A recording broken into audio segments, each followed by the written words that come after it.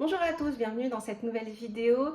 Aujourd'hui, j'ai envie de vous parler de votre cerveau, de cette formidable capacité qu'il a à créer de nouvelles connexions neuronales jusqu'à, allez, on va dire au moins 90 ans, mais aussi de vous expliquer pourquoi c'est pas si simple de changer une habitude, de changer un comportement. Alors notre cerveau, comme je vous disais, il a cette capacité à créer de nouvelles connexions neuronales, donc toute notre vie. Donc ça veut dire qu'on peut changer à n'importe quel âge. Effectivement, si le comportement est là depuis 10, 20, 30 ans, 50 ans, ça va demander un peu plus d'efforts, mais en tout cas, au niveau physiologique, c'est complètement possible. Effectivement, c'est pas si simple. Pourquoi? Notre cerveau, il fonctionne par habitude. Il est là pour assurer notre survie. Donc, il va économiser son énergie au maximum pour nous protéger et assurer notre survie. Donc, lui, qu'on change une habitude, qu'elle soit bonne ou pas pour nous, il ne sait pas en fait, et il n'en a pas conscience. Lui, il va aller au plus simple. Donc si par exemple, ça fait 20 ans que je me dis que en fait pleurer c'est pas bien, ça montre que je suis faible et que du coup je ne m'autorise pas à pleurer, quand je vais ressentir que j'ai envie de pleurer, il va prendre la route et il va se dire ah non non non, c'est pas bien, il faut pas pleurer.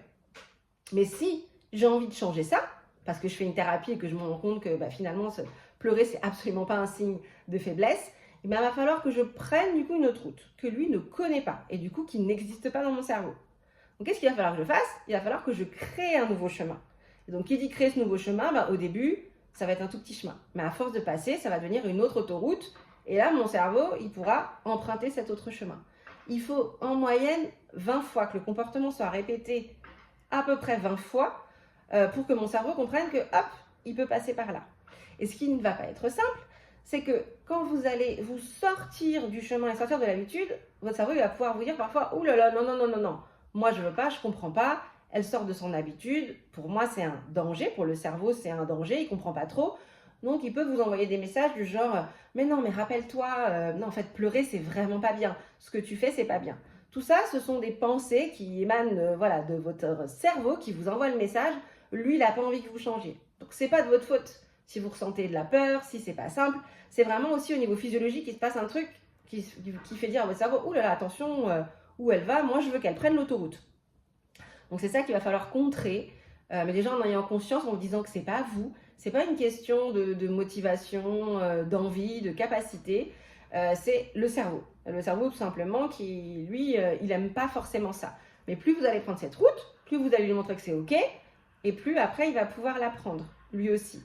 Mais ce qui va surtout être important, c'est votre motivation, dans le sens où, voilà, quand vous changez un comportement, c'est vraiment pourquoi vous le faites. Il faut que ça soit vraiment une envie de vous et pas quelque chose qui est dicté par la société ou par je ne sais qui.